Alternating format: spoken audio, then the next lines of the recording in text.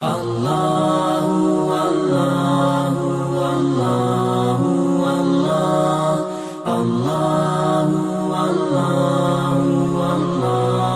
اللہ تعالی وتبارک فی القرآن المجید والفرقان الحمید بسم اللہ الرحمن الرحیم وَلَقَدْ يَسَّرْنَا الْقُرْآنَ لِلذِّكْرِ فَهَلْ مِن مُدَّكِرٍ صدق اللہ مولانا العظیم وصدق رسولہ النبی الکریم الرؤوف الرحیم اللہم نور قلوبنا بالقرآن وزین اخلاقنا بالقرآن وادخلنا الجنۃ بالقرآن ونجنا من النار بالقرآن۔ کتاب رحمت قرآن مجید سے جو کلمات میں نے تلاوت کیے ہیں ان میں ارشاد فرمایا گیا، ہم نے نصیحت کے لیے اس کتاب کو آسان کر دیا ہے۔ کوئی ہے جو اس سے نصیحت حاصل کرے، ہماری ہدایت کے لیے، اخروی نجات کے لیے، دنیا کی زندگی کو خوبصورت بنانے کے لیے کتاب اللہ کا نزول ہوا، اور یہ اس کتاب کے نزول کا بنیادی مقصد ہے جس کو عمومی طور پہ ہم فراموش کر چکے ہیں۔ اس فراموشی کے سبب آج ہم دنیا کے اوپر عددی کثرت کے باوجود بھی ذلت اور رسوائی کے گڑھوں میں گرے ہوئے ہیں۔ اتنی تعداد ہماری کبھی نہیں ہوئی تھی جتنی اس وقت دنیا کے اوپر مسلمانوں کی اب تعداد ہے۔ دنیا کی 6 ارب آبادی میں سے تقریباً 1.25 ارب مسلمان ہیں۔ 56-57 باقاعدہ اسلامی ریاستیں ہیں، اور اس کے علاوہ اللہ نے ہمیں مختلف معدنیات سے، تیل جیسی دولتوں سے مالا مال کیا ہے، ایٹمی طاقت بھی ہم خیر سے ہیں، لیکن اس کے باوجود جو ذلت، جو نکبت، رسوائی، پستی اور ذوبحالی ہمارا مقدر ہے، ماضی میں اس کی کوئی مثال نہیں ملتی۔ ہمیں استرداد کا، ویٹو کا حق بھی حاصل نہیں ہے۔ دنیا کی نظروں میں ہماری بے توقیری اور ناقدری کا عالم یہ ہے کہ دنیا کے جس خطے پر بھی کوئی خون بہہ رہا ہے تو آپ غور کرو تو وہ مسلمانوں کا خون بہہ رہا ہے۔ 1 انچ بھی جگہ پوری کائنات پہ ایسی نہیں جہاں خون کی ارزانی ہو اور وہ خطہ کفار کا ہو۔ جہاں بھی خون بہہ رہا ہے وہ ہمارا خون بہہ رہا ہے۔ اتنی سستی حرمت اور بے توقیری کبھی نہیں ہوئی تھی۔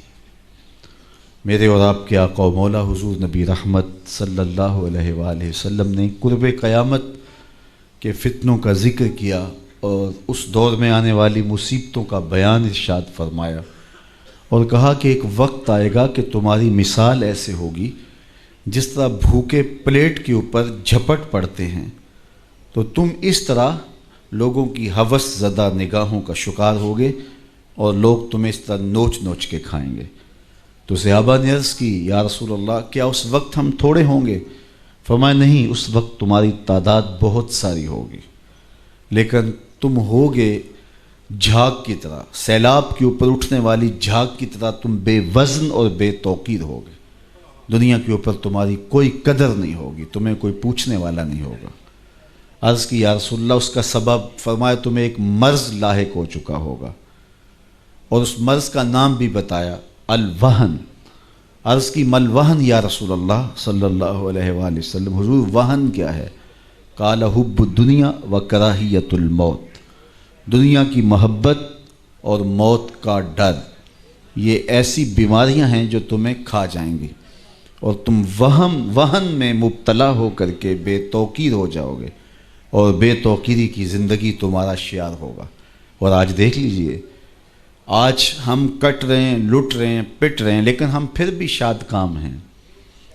56-57 اسلامی ملکوں کے حکمران غیرت کی چادر پھاڑ چکے ہیں، ہماری بیٹیاں غیروں کے نرغے میں ہیں۔ ایک وہ وقت تھا کہ دیبل کے ساحل پہ ایک بیٹی ناہید نے پکارا تھا تو محمد بن قاسم اللہ کے قہر کی بجلی بن کے آیا تھا، اور آج کتنی بیٹیاں غیروں کے نرغے میں ہیں، ہے کوئی ان کی فریاد سننے والا؟ کوئی آکھے وارث شاہ نو اج قبراں وچوں بول، اج کتاب عشق دا کوئی اگلا ورکا پھول، ایک روئی سی تی پنجاب دی تو لکھ لکھ مارے وین، اج لکھاں تیاں دیس تیرے دیاں وارث شاہ تینوں کہن، آفیہ بیٹی قوم تیری دی رووے تے کرلاوے، کیڑا او دے اتھرو پونجے کیڑا چپ کراوے، اج دین نبی دا وانگ یتیماں گھر کر تکے کھاوے، کتھوں لباں عمر بہادر جڑا روندے نوں گل لاوے۔ آج یہ ہمارا حال ہے اور یہ ہماری صورتحال ہے جس سے ہم گزر رہے ہیں۔ تو میرے حضور علیہ السلام نے دور موجود کے اندر ہم جہاں جس نہج پہ پہنچے ہیں اس کی نشاندہی بھی کرائی، اور پھر یہ بھی بتایا کہ اس کا سبب وہن کا مرض ہوگا، اور وہن کا مرض ہے کیا وہ بھی بتایا، دنیا کی محبت اور کراہیت موت۔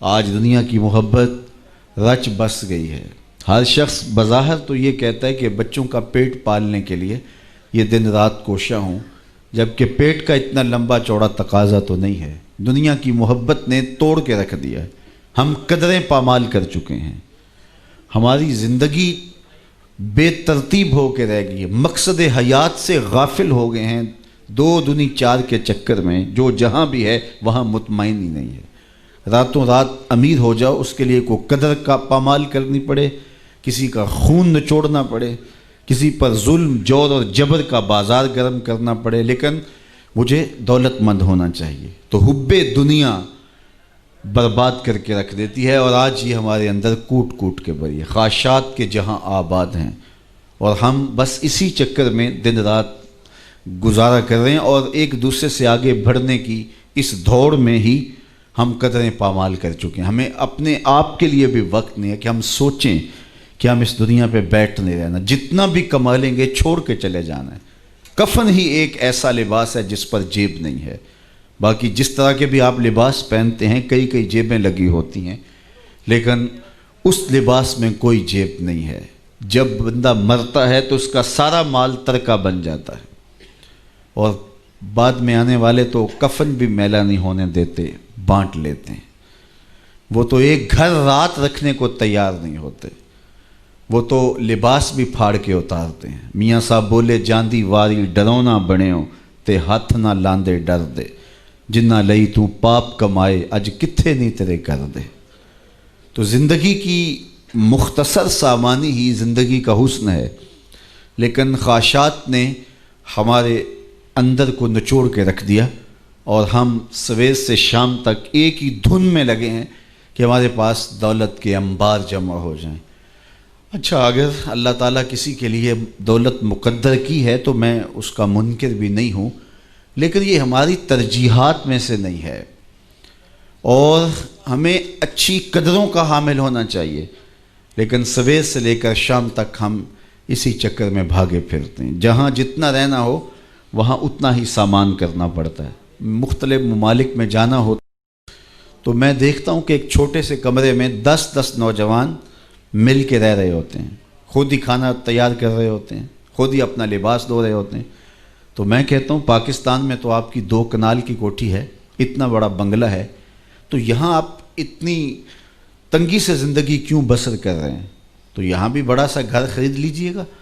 تو وہ ہنس کے کہتے ہیں جناب آپ جانتے ہیں یہاں ہم کون سا مستقل رہنا ہے، ہم جہاں مستقل جانا ہے وہاں ہمارا اچھا بنگلہ بن رہا ہے یا بن گیا ہے، یہاں جیسے تیسے ہے گزارا کر لیں گے۔ تو میں نے کہا یہی تو میں سمجھانے آیا ہوں، جہاں جتنا رہنا ہو وہاں اتنا ہی انتظام کیا جاتا ہے۔